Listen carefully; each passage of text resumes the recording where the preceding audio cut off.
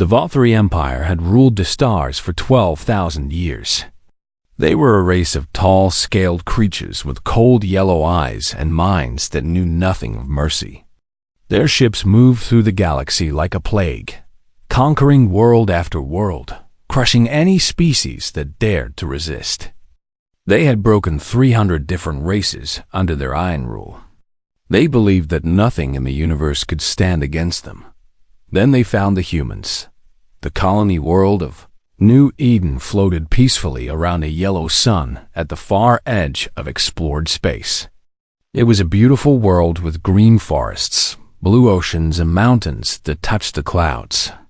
300,000 humans had made it their home. Most of them were simple folk, farmers who grew crops in the rich soil, miners who dug precious metals from the mountains, teachers who educated the young, and doctors who healed the sick. The town of Millbrook sat in a valley between two great mountain ranges. White buildings lined its clean streets. Children played in parks while their parents worked. It was a quiet place, far from the busy cities of Earth. And the people who lived there wanted nothing more than peace. Catherine Moore was the governor of New Eden. She was 63 years old, with silver hair and a face lined by years of hard work and worry. She had come to New Eden as a young woman and had given her life to making the colony safe and prosperous. Standing at her office window that morning, she watched children playing in the courtyard below. Their laughter drifted up to her, and she smiled. Her aide, a young man named Daniel Perry, rushed into the room. His face was pale with fear. "Governor, we are getting a strange signal," he said. "It is not from Earth. We do not know where it is coming from." Catherine turned from the window. A cold feeling crept into her heart. "Show me." The signal played on every screen across New Eden at the same moment. A face appeared, but it was not a human face. Gray scales covered its skin. Yellow eyes stared out from deep sockets. A thin mouth opened to reveal rows of sharp teeth. "Creatures of this world," the alien spoke in perfect English. "You exist in space that belongs to the Valkyrie Empire. You will surrender to imperial rule. You will obey our laws. You will serve the Empire. If you refuse, you will be destroyed. You have one day to answer." The screen went dark. Catherine stood frozen for a long moment. She had always known that other beings existed somewhere in the vastness of space, but she had never imagined they would be like this. The coldness in those yellow eyes spoke of a cruelty beyond anything she had ever known. "How many ships do they have?" she asked quietly. Daniel checked his screen. His hands were shaking. "Our sensors show 47 vessels in orbit, Governor. They are all warships. Their smallest ship is larger than anything we have." Catherine closed her eyes. New Eden had a defense force of 200 men and women. They carried old plasma rifles and flew 3 small patrol ships meant for chasing pirates, not fighting wars. Against an empire that had conquered hundreds of worlds, they had no chance at all. But Catherine Moore had never been a woman who gave up easily. "Get me a channel to Earth," she ordered. "Tell them everything. Send them all the data we have on these Valkyrie. Then wake up everyone in the militia. Issue weapons to any citizen who knows how to use them." Daniel stared at her. "Governor, we cannot fight them.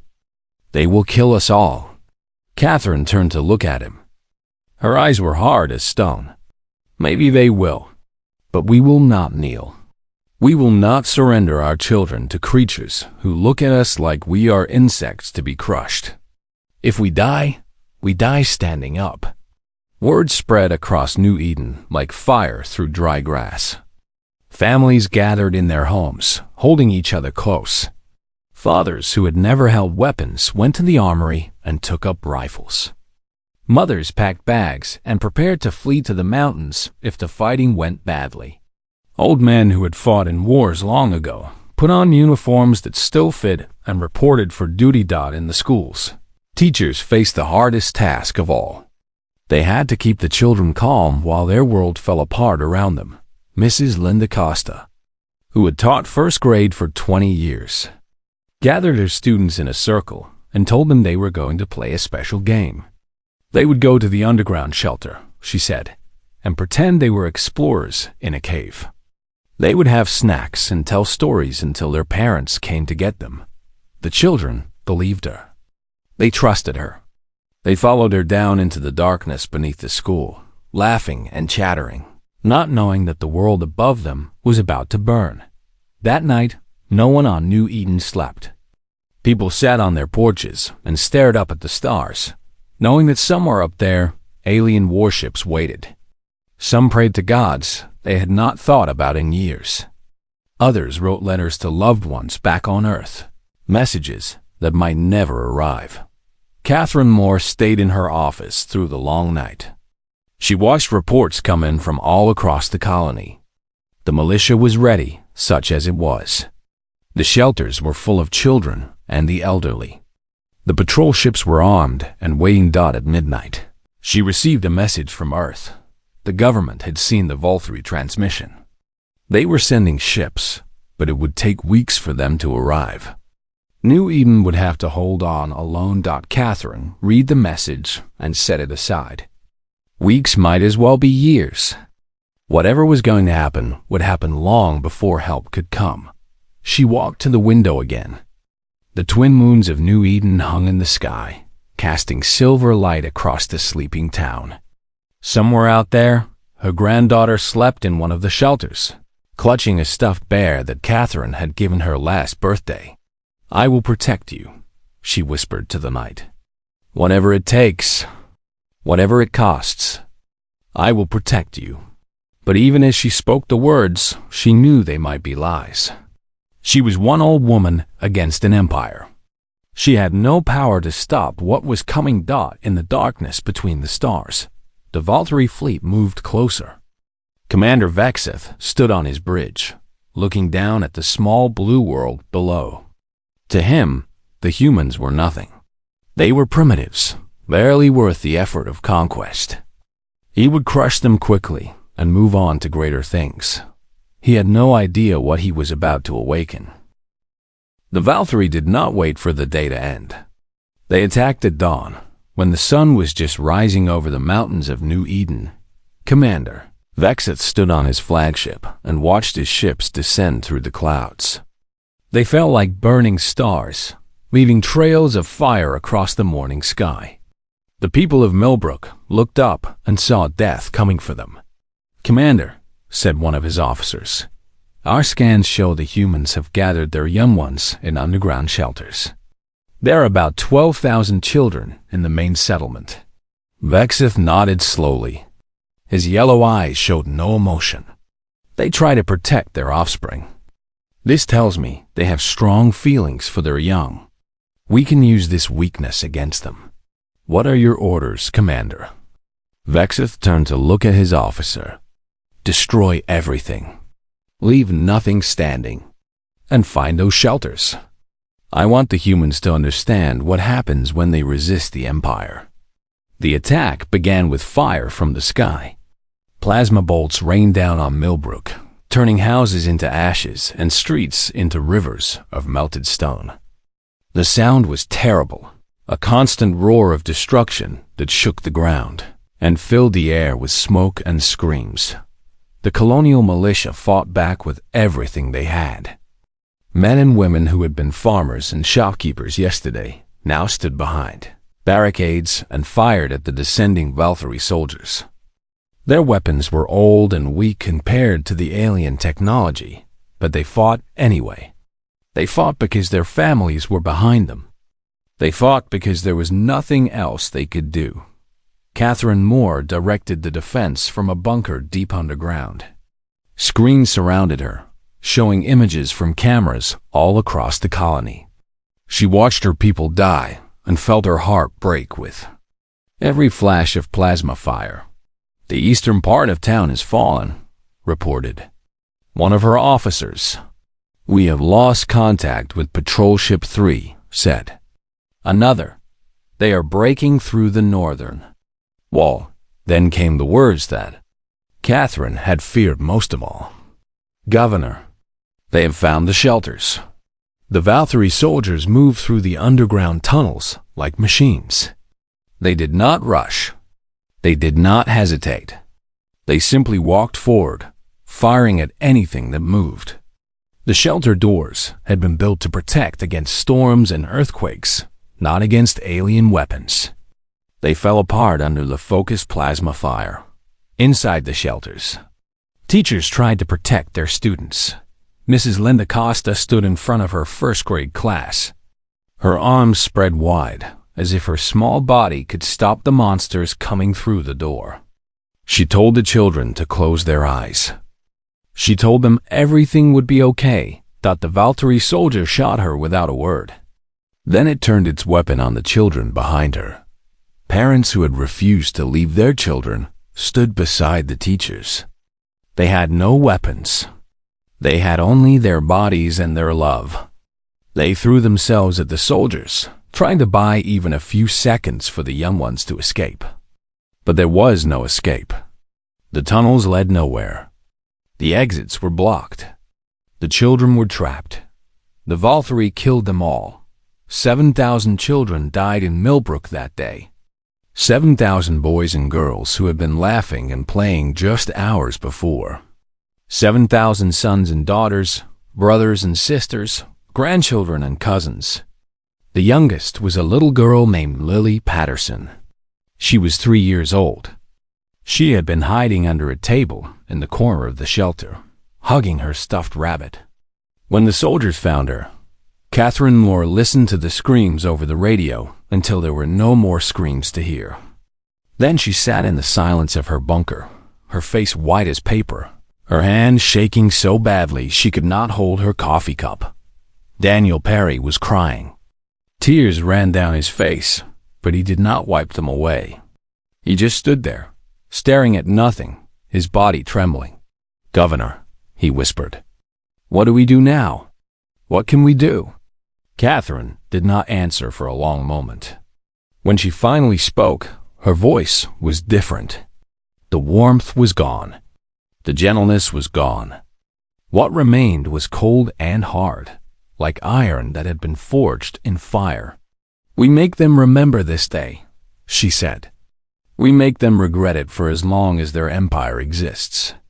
We make them pay a price so terrible that no species in the galaxy will ever dare to harm human children again." She stood up and walked to the main communication console. Her fingers moved across the controls, opening a channel that would reach across the stars to Earth. "This is Governor Catherine Moore of New Eden Colony," she said. Her voice was steady now, steady and cold. "The Valkyrie Empire has attacked our world. They have murdered our children. 7,000 innocent children, killed in their shelters like animals. I am sending you all the recordings we have. The whole galaxy will see what these monsters have done." She paused. In her mind, she saw her granddaughter's face. Little Sophie, with her curly brown hair and her gap-toothed smile. Sophie had been in one of those shelters. "There is an old story from Earth," Catherine continued. "A story about a creature called Baba Yaga. She was a witch who lived in the dark forest. Some said she was a monster who ate children, but others said she was a protector. She hunted those who would harm the innocent. She was the nightmare that even other nightmares feared." Her hands tightened into fists. "Tell Earth that Baba Yaga is coming. Tell them to prepare. We are going to war, and we are not going to stop until the Valkyrie Empire is nothing but ashes and bad memories. They wanted to teach us fear. Instead, they are going to learn what fear really means." She ended the transmission and turned to face her staff. The people in the bunker looked at her with wide eyes. They had known Catherine Moore as a kind and patient leader. They did not know this new woman who stood before them, this woman with ice in her eyes and fire in her heart. "Begin the evacuation," she ordered. "Get everyone who's still alive to the mountain caves. The Valkyrie think they have won. They think we are broken. They are wrong. We are going to survive. And when help comes from Earth, we are going to help them burn the Empire to the ground. Above them, the Valkyrie ships circled the ruined colony like vultures over a corpse.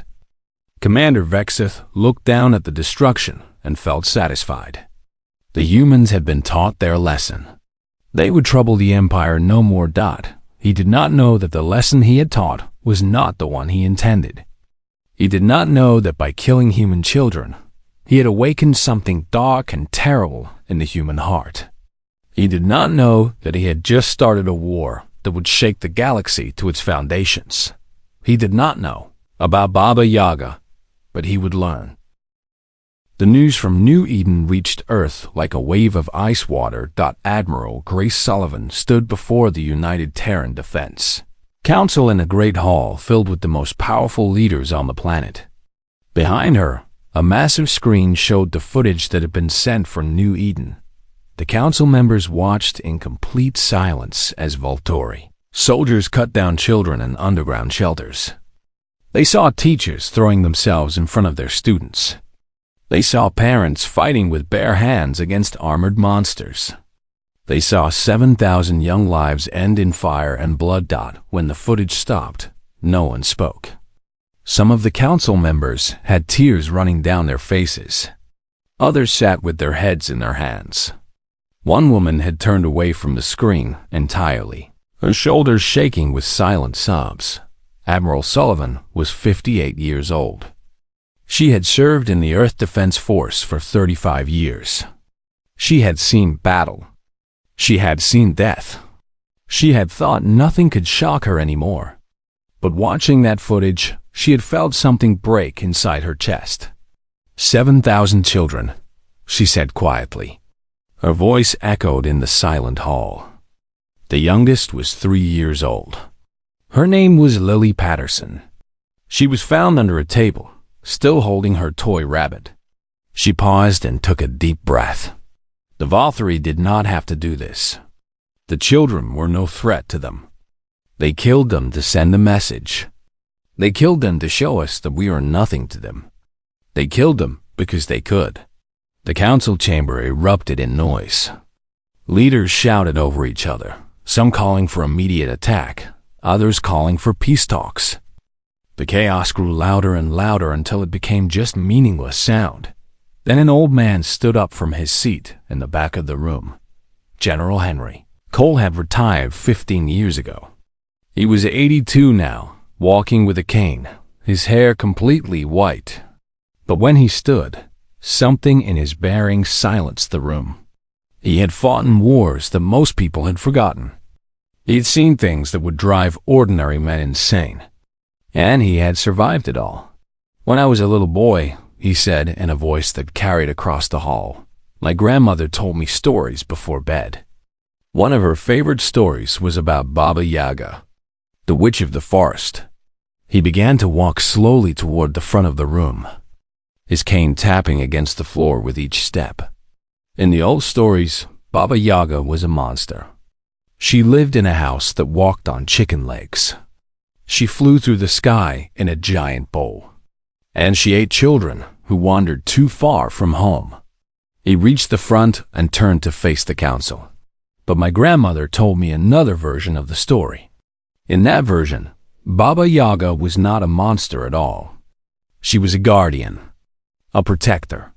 She watched over the children of the forest, and if anyone ever tried to harm them, she would come for the ones who dared to hurt the innocent.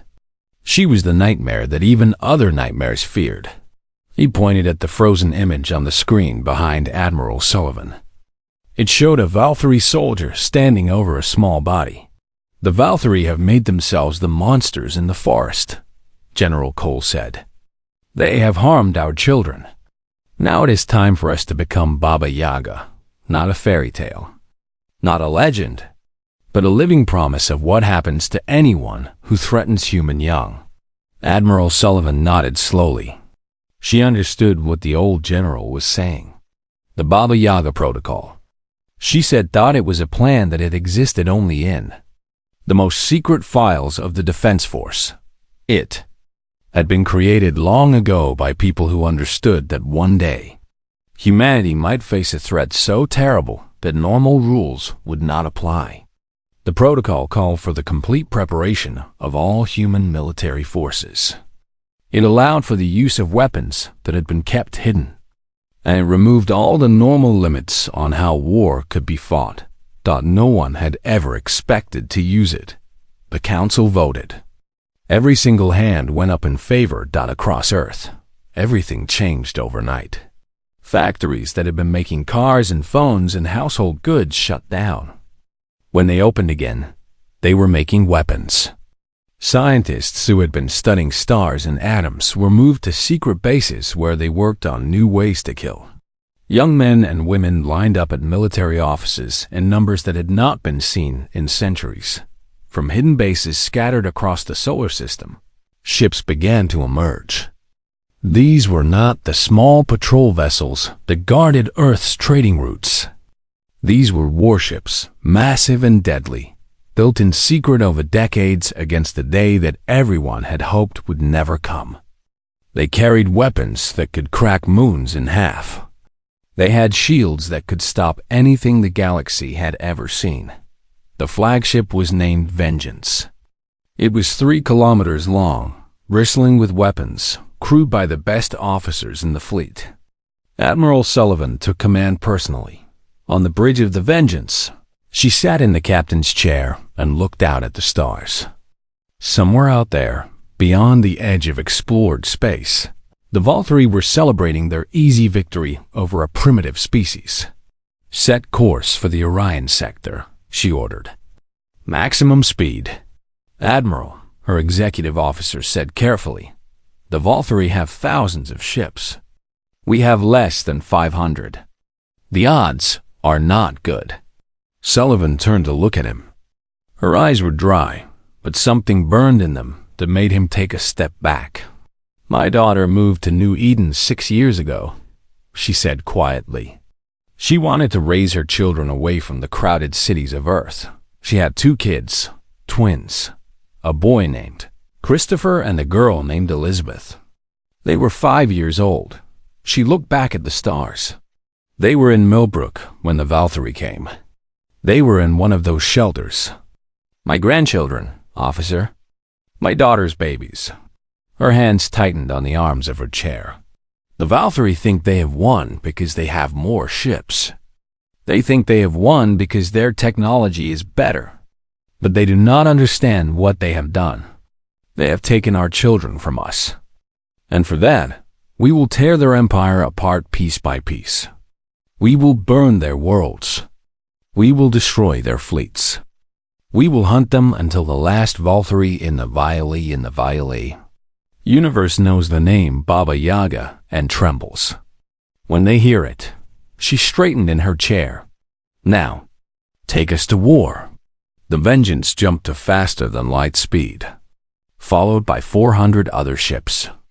The largest human fleet ever assembled raced toward the stars, toward Vengeance, toward a reckoning that the Valkyrie could not begin to imagine. Baba Yaga was awake, and she was hungry. The Valkyrie Empire had conquered many species over the thousands of years of its existence. They had studied each one carefully, learning their weaknesses, understanding how to break them. They thought they understood all the ways that intelligent beings could think and act. They believed they knew everything about war. They were wrong about humanity. "Commander." Vexith received the first strange report 3 weeks after the attack on New Eden. A supply convoy carrying food and equipment had been traveling through the Kepler transit point, a common route used by Imperial ships. The convoy had sent a routine message saying everything was normal. Then nothing. No distress calls. No emergency signals. Just silence. When scouts arrived to investigate, they found only wreckage. The cargo ships had been torn apart. The bodies of the Valkyrie crews floated frozen in space. There was no sign of what had attacked them. What weapons did this? Vexith demanded when he saw the report. His science officer studied the damage patterns for a long time. Commander, I do not know. The destruction does not match any weapon in our records. It is as if the ships were killed by ghosts. Vexith dismissed the report as a strange accident and forgot about it. Then the military base on the third moon of the Valkyrie homeworld went silent. The base was well defended, with a garrison of 200 trained soldiers and heavy weapons. When no communication came from them for 2 days, Vexith sent ships to investigate. The soldiers found the base undamaged. The doors were still locked. The power was still running. Everything looked completely normal from the outside, but inside, every Valkyrie was gone. 200 soldiers had vanished without a trace. There were no signs of fighting. No blood, no damaged walls. The soldiers had simply disappeared, as if they had never existed. The only clue was a message carved into the wall of the command room. It was written in the Valkyrie language, but the message was clearly not from any Val THRI. It said, "For the children." Vexith felt the first tiny seed of fear plant itself in his cold heart. The attacks continued. They grew worse. Patrol ships vanished during routine missions. Communication stations were destroyed, leaving entire sectors unable to talk to each other. Mining colonies were wiped out, their workers found dead with no visible wounds, as if they had simply stopped living. And always, somewhere in the wreckage, there would be a message, sometimes carved into walls, sometimes written in the ashes, sometimes spelled out with the bodies of the dead. "For the children, Baba Yaga sends her regards. We are coming." Admiral Sullivan commanded the human fleet from the Bridge of the Vengeance. She did not fight the way the Valkyrie expected. She did not gather her ships for a great battle. She did not announce her attacks or challenge her enemies to face her. Instead, she hunted. Human engineers had spent years developing stealth technology that could hide ships from any sensor the Valkyrie possessed. Human scientists had created weapons that targeted weaknesses in Valkyrie biology that the aliens did not even know they had. Human soldiers had trained in methods of war that valued cleverness over brute force. The Valkyrie had more ships. They had better technology, but the humans had rage. "Their communications show they are afraid," reported Commander Nathan Price, Admiral Sullivan's second in command. "They do not understand how we are doing this. They have never faced an enemy who fights like we do." Sullivan allowed herself a small, cold smile. "Good. Fear is a weapon. We will use it." She ordered attacks that seemed random but were carefully planned. Human ships would appear from nowhere, strike hard, and vanish before the Valkyrie could respond. Supply lines were cut. Bases were destroyed. Ships were hunted one by one through the darkness between stars. On the Valkyrie colony world of 7, a human strike team led by Lieutenant Maria Santos landed in the middle of the night. They moved through the shadows like ghosts, avoiding patrols, slipping past guards. Their target was the Imperial Military Academy, where the Valkyrie trained their future officers. The academy was full of young Valkyrie, cadets who would grow up to command ships and lead armies. They were sleeping peacefully, dreaming of glory and conquest, when the human soldiers planted explosives in the buildings around them. Lieutenant Santos watched from a hillside as the charges went off. The night lit up with fire. The academy buildings collapsed inward, crushing everyone inside. 3,000 Valkyrie cadets died in their beds. Santos and her team did not try to escape. They knew they could not get away. Instead, they fought. They held their position against wave after wave of Valkyrie soldiers, killing as many as they could. When their ammunition ran out, they used knives. When their knives broke, they used their hands. When the last member of the team was surrounded, Lieutenant Santos triggered the explosive charge strapped to her chest. Her final message was transmitted to the Vengeance just before the explosion. For Lily Patterson. For all of them. Baba Yaga sends her regards. Commander Vexeth received the report about the Academy attack while he was eating dinner with his officers. He read it slowly, his yellow eyes moving across each line. When he finished, he set down his food and sat in silence for a long time. What manner of creatures are these humans? He asked finally. His voice was quiet, almost a whisper. What species kills itself just to destroy enemy young? What species throws away its own lives for revenge? His subordinate answered carefully. Commander, our intelligence suggests they believe they are avenging their children. The ones we killed on New Eden. Vexeth thought about the shelters at Millbrook. He remembered giving the order to find them. He remembered watching the recordings afterward, seeing the human young cut down by his soldiers. At the time, it had seemed like a simple demonstration of power, a way to teach the primitives their place. Now he was not so sure. They will not stop, he said quietly. No matter how many of them we kill, they will keep coming. They will sacrifice everything. They will burn everything. They will not stop until we are destroyed, or they are. He looked at his officers. For the first time in his long life, Vexeth saw fear in Valthyri's eyes. What have we awakened? He whispered Dot across the stars. Admiral Sullivan received word of Lieutenant Santos and her team. She stood alone in her quarters, looking at the pictures on her wall. Her grandchildren smiled at her from a photograph taken on their 5th birthday. They had been so happy that day, so full of life. I will not rest until every Valthyri pays for what they did to you, she said to the photograph. I will not rest until the galaxy knows the price of harming human children. She turned and walked back to the bridge. The hunt continued. The final battle took place above the Valthyri homeworld. Commander Vexeth had called every ship in the Empire to defend their ancient planet. 3,000 warships formed a great sphere around the world, their weapons charged, their crews ready. It was the largest fleet the Valthyri had ever gathered in one place. Vexeth believed it was enough to crush any enemy. Admiral Sullivan's fleet numbered only 400 ships. They came out of faster-than-light travel in perfect formation, the Vengeance at the front. The human ships were smaller than the Valthyri vessels, their armor thinner, their weapons weaker on paper. But they had been fighting for 3 years. They had been hunting and killing across the Empire, while the Valthyri tried to understand an enemy that fought without rules or mercy.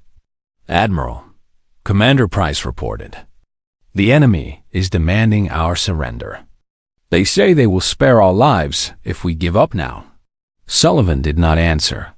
She was looking at the tactical display, counting the enemy ships, calculating the distances and angles. Her mind worked through scenarios, possibilities, outcomes. Admiral? Price asked again. The Valthyri still do not understand, she said quietly. They think this is a normal war. They think we came here to win territory or resources. They think we want to negotiate. She turned to look at her crew. The men and women on the bridge had been with her since the beginning. They had lost friends and family. They had watched fellowships destroyed. They had given everything for this moment. Open a channel to all our ships, she ordered. The communication officer nodded. Channel open, Admiral. Sullivan stood up from her chair. When she spoke, her voice was calm and steady, carrying to every human vessel in the fleet. 23 years ago, my daughter gave birth to twins, a boy named Christopher and a girl named Elizabeth. They loved dinosaurs. They wanted to be astronauts when they grew up. They were 5 years old when the Valthyri killed them. She paused, letting the words sink in. We did not come here for victory. We did not come here for land or power. We came here to deliver a message that will echo through the stars for 1,000 years. Her voice grew harder. If you harm human children, we will come for you. We will hunt you across the universe. We will burn your worlds and destroy your fleets. We will not stop. We will never stop. We will make your name a warning that parents whisper to frighten their children. We will make you into the monsters that species tell stories about for generations." She looked out at the Valtteri homeworld, floating blue and green against the black of space. All ships, engage the enemy. The battle was terrible beyond words. Human vessels drove straight into the Valtteri formation, firing every weapon they had. Ships exploded on both sides, filling the void with fire and debris. The Valtteri fought with discipline and superior numbers, surrounding human ships, concentrating their fire, destroying vessel after vessel. But the humans would not retreat. They would not surrender. They kept coming, kept fighting, kept dying, taking as many Valtteri with them as they could. The Vengeance pushed forward through the chaos.